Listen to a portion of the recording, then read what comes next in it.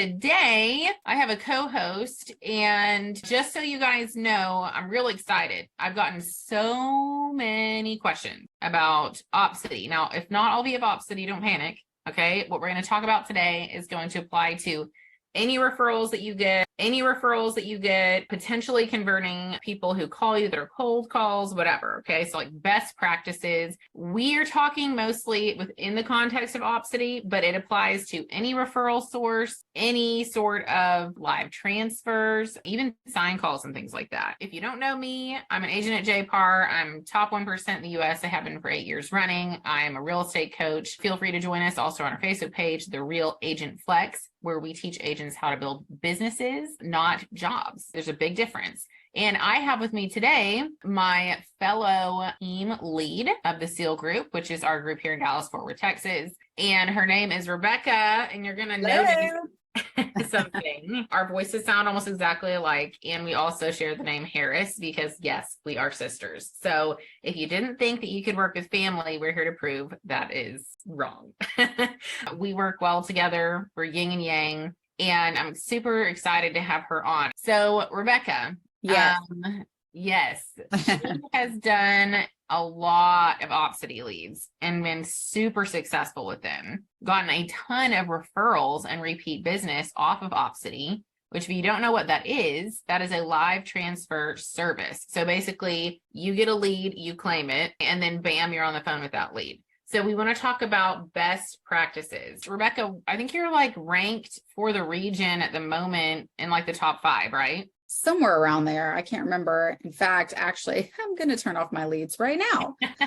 That's the one thing that I always have to remind myself to do. So snooze. Yes, somewhere around that regionally. Jenna and I actually started Opcity back in 2020. So when the market was we were all thinking what's going to happen because we were all isolated and, we thought the world was ending. Jenna and I were like, hey, this is offered through JPAR. Yes, there's a fee attached to it, but let's just see if this brings us some leads. Because like we said, everyone just didn't know what we were going to do if things changed in the market at the time. So I think I've closed 26 transactions just through Opcity. Like Jenna said, I mean, they've been anywhere, you guys, from kind of small little leads that were like $180,000 homes. But some of those are investors. And what do investors do? They buy again, they sell again.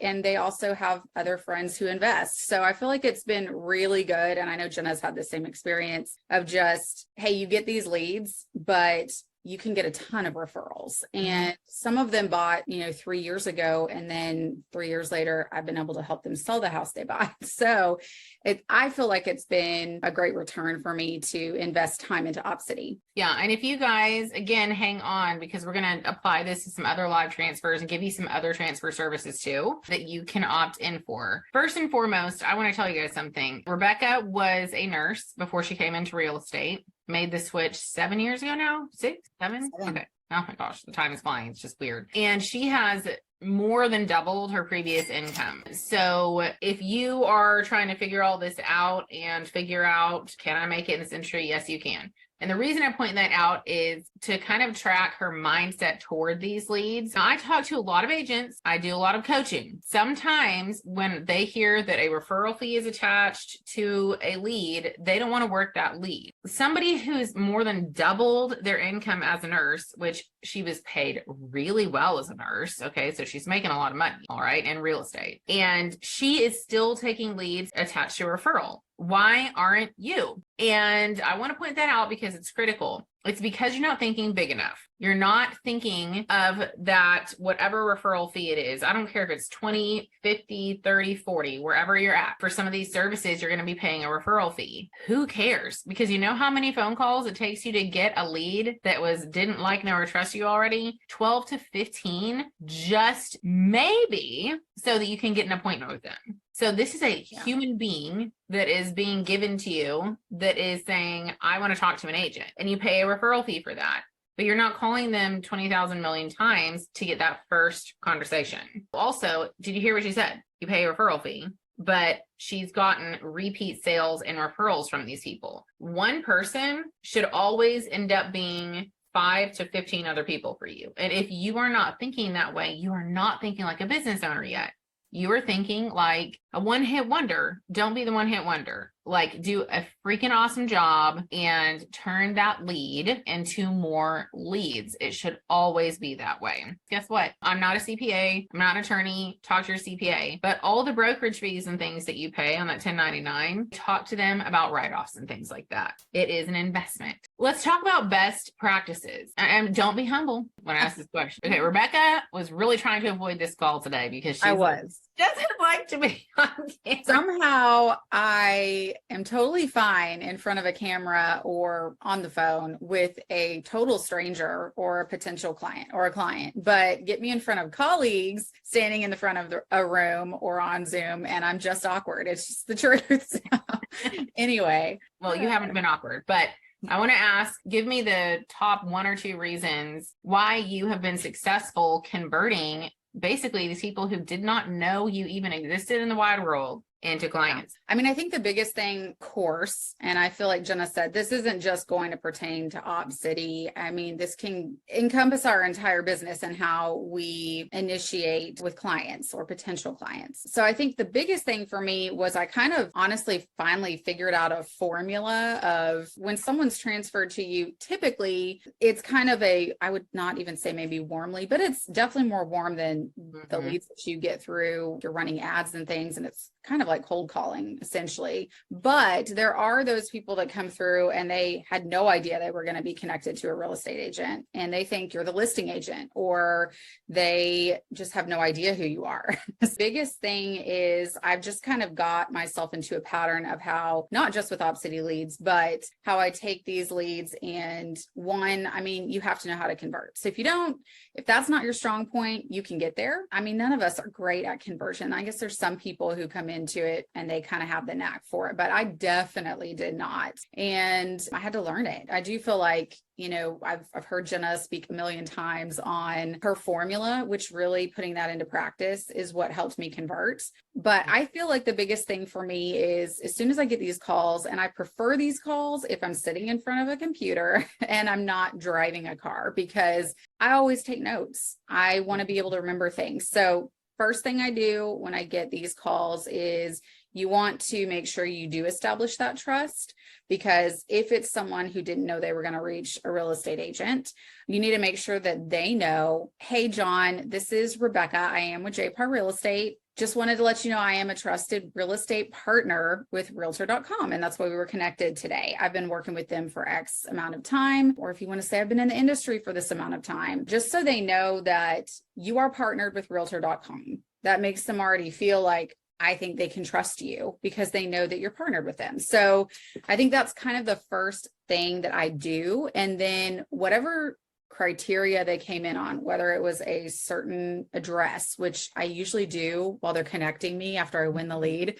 I'll jump into MLS and I'll type in the address and I'll be like, what can I learn about this property really quick? So I sound super professional. Then I will do that. But I also just kind of try to get into, after I establish that trust of who I am, let them know that kind of a little bit of the criteria, so they don't think that you're completely in the dark. So I don't know if that's kind of the way that you want it, Jenna, but I feel like the establishment of trust and then just reiterating that a little bit about why they're here today, whether it's 123 Main Street or they're a buyer that's looking to purchase a home in the next 3 to 6 months. Yeah.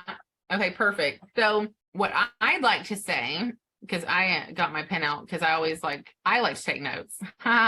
We might just be of the same lineage. So did you hear that she essentially is paying attention and listening, and she is letting them know that she's a trusted partner, letting them know who she is. She's a trusted partner with realtor.com. I mean, that realtor.com is a big deal. Okay. So that establishes a layer of credibility and trust, but then she's also paying attention to what they want. She doesn't go on a super long spiel about all of her accomplishments. She could, but she's trying to look at the property. She's trying to listen, see, pay attention to what it is they want and need. And it kind of helps get their guard down a little bit. Wouldn't you say that's a big thing? Because I would say half of the people that we get on referrals and live transfers, they think that you are the listing agent. Yep. So you have to make sure to get their guard down. Like, I know sometimes Rebecca and I have talked about this.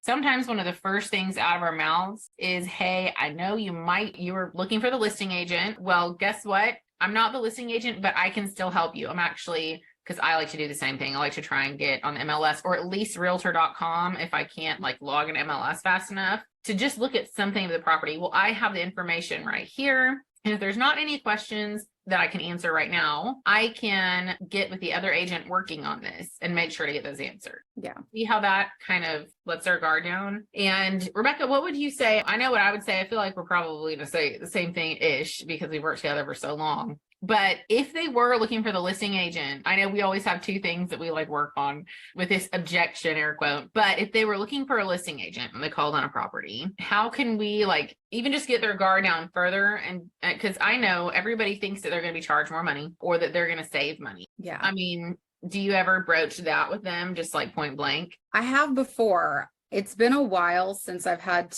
anyone do that, but I remember in the past, typically it's more of I'm not the listing agent on this property. And then I let them know I do have about X number of listings that are available that I'm happy to send you, but I'm not sure that they meet your criteria. However, as an agent, I have access to every home that's on the market and I have the information right in front of me. That's usually how I deal with it. Because I think sometimes people also have a misconception about listing agents versus buyer's agents. And most of them are both. I actually prefer to be both. I love working with buyers and I love listings, but I think that there's kind of a misconception in that sometimes. And so letting them know like, hey, I do this, but it doesn't fit what you need. However, this listing agent is representing their seller and their interest. And so that's why they connected you with me, because I would be a potential to help you protect your interest in this, in this property or any others that you find that you might have interest in. So I'm hearing like a pattern that is emerging. I'm all about patterns, right?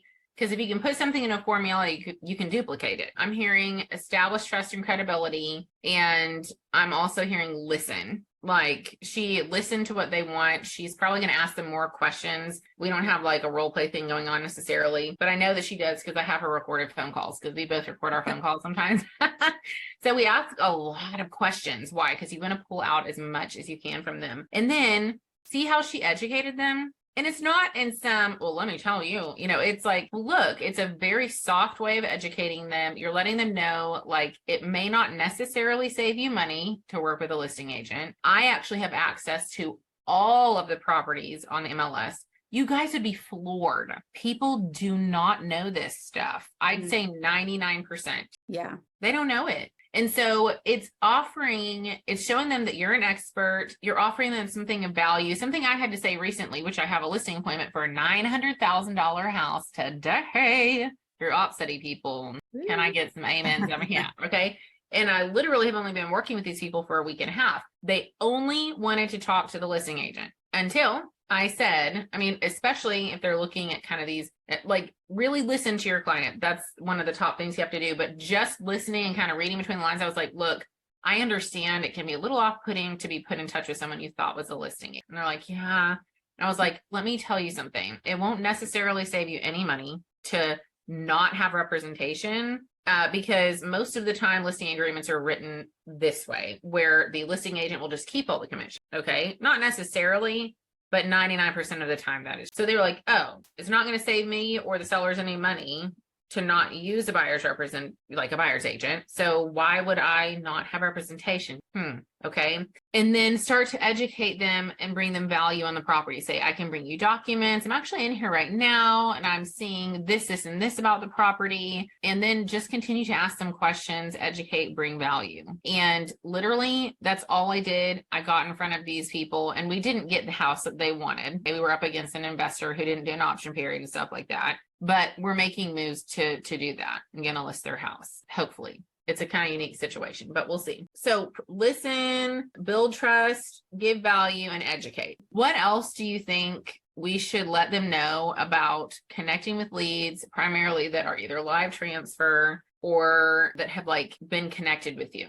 Well, I kind of said I have like a list and a pattern of what I do. And the second thing after the establishing trust and just reiterating the information is to get to their why. I think, you do have to ask them all the things, but I think the biggest thing is like, hey, I know that you're looking in this certain area. Are you a first-time home buyer? Are you moving here from out of state? Kind of find out what their reason is for their move. And I try to kind of get a little bit personal, as not as much as you can on like a first call. But I've had some people that are like, hey, I'm moving back here because my grandkids live in Plano and I want to live near them. And I take notes because the next time I text them, or if they're starting to have frustrations, whatever comes, their way in their process of finding a home, I go back to that. If you have to remind them of like, hey, I know that we put in 2 offers on homes and we don't see that as much anymore. But if that's the case, they put in 2 offers on 2 different homes and they didn't get them. Mm-hmm. Like, I know that you're frustrated. You loved those homes, but I know that we're going to find you something great and get you close to being next to your grandkids so that you can spend more time with them. And so I feel like finding something out personal or their why is like super important so that when you go back to them, when you text them the next time, you can follow up with them, not just on their house, but on a little bit more personal of a level. Yeah. So what Rebecca and I have kind of dubbed that is we find their North Star. You're about to take these people on a journey. You cannot custom craft any sort of journey, any sort of road, unless you know what direction you're headed. And that direction is always toward their why. And I don't care if it's an investor or the leader of a REIT or a hedge fund. I mean, you will be floored, and it's always an emotional reason. We call it digging. It's digging deeper, asking questions. Don't ever just ask one question and leave it. Oh, we're looking for a 3-bedroom, 2-bathroom home. You are, but there's a reason why. So I'm going to ask another question until I get to that why. And if you want to hear some examples of that, we can dig into that another day. We've talked a lot about conversion before. That little tiny technique in and of itself will totally change your business. I don't want to give too much personal information, but the people that I'm potentially listing their home today have a very, very heartfelt, specific reason why they're looking for a new house that has to do with someone in their family that has specific needs that they can't find in their current home. And that is powerful. And no other agents out there, unless they know about this technique, I guess, or they just have this instinct to do it, are really going that deep, especially on a first phone call. So get to that why. If they just are giving you a hard time trying to get to the why, they don't want just a big backyard. It could be something that simple. Oh, awesome. You want a big backyard. You have dogs, kids. Well, actually, I just have never owned a home before. And I'm so sick and tired of being stuck in a little teeny tiny apartment. That's really like, you can take that to the next level. Be like, oh my gosh, that's amazing. So you want your own space. Like you really want to own something, and just keep pulling information out of them until you get to that really heartfelt reason why. And it could be that they grew up in apartments their whole lives. None of their family made money before. I mean, I've heard all these stories, and they're the first one to like break the cycle. They're making great money. They get to be a homeowner. They're super excited. Like that's a freaking North Star. A 3-bedroom, 2-bathroom house, it ain't. It's just walls, floors. Okay, so get to that why. So would you say the ultimate purpose of the first phone call is to establish trust and get to their why? Yes, absolutely. And do what? Remember it. Write it down.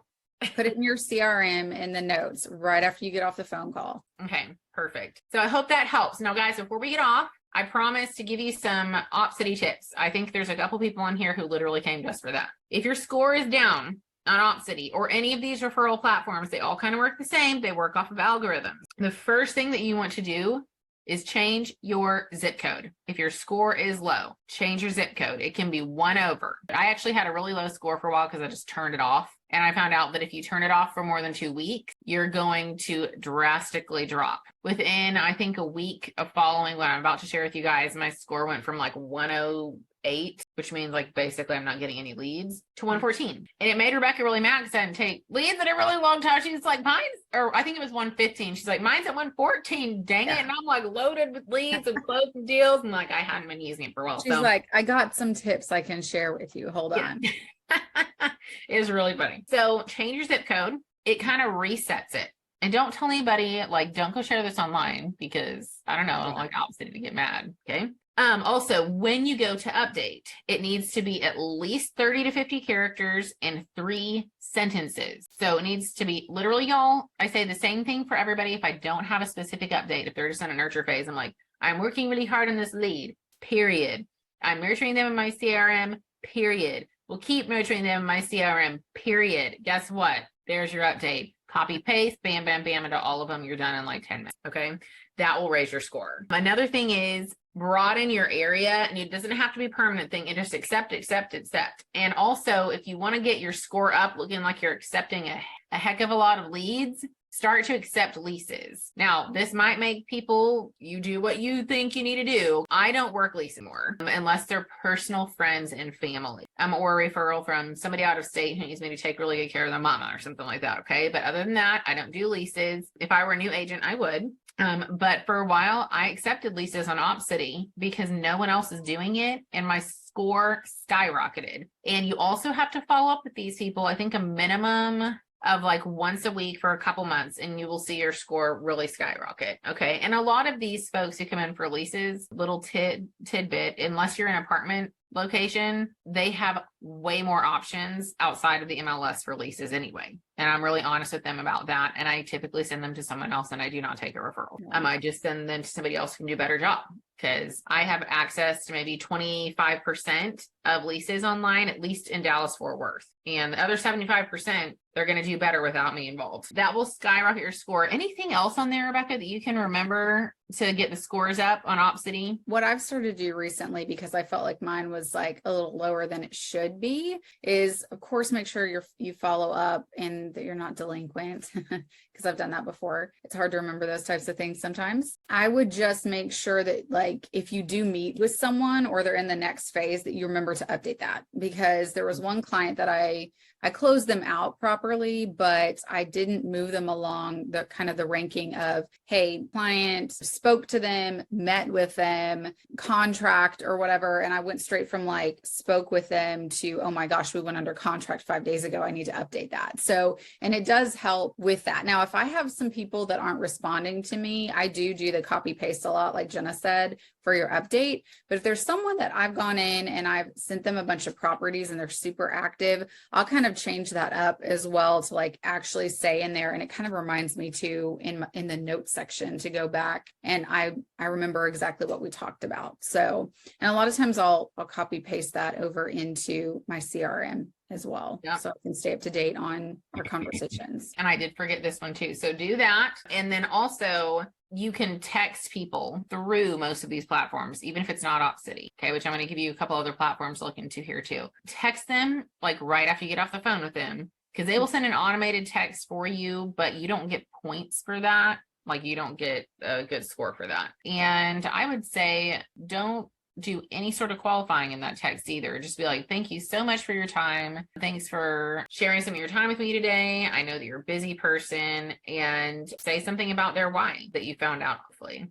Okay. And say, I'd love to reach back out, blah, blah, blah. I'm going to put you on a search, follow through, provide them value, all the things. So I think that's really good. We covered a lot. The last couple things that I will end with is there's a couple other platforms you can check out. One is called Ojo, OJO. Sometimes these people are ready, and sometimes they're like 3 to 6 months out. There's been a few that have been longer than that. But I will say these are quicker turnaround leads. So Ojo is one, Referral Exchange Prime is one, and sold.com I used to recommend as like a just referral source, but now they do charge, but they will actually set appointments for you. Sometimes it is just phone appointments, but sometimes literally they book appointments for you to go meet with these people at their houses. Do your research, stay safe. I've never not done my research, so I've always been safe, but they're all over the map, all different kind of neighborhoods. Some of them are high end, some of them are lower end. So just like do your research, stay safe, all those things. But thank you guys for joining us. And I'm really excited. Rebecca will probably come back on. And also in the Facebook group, if you ever want to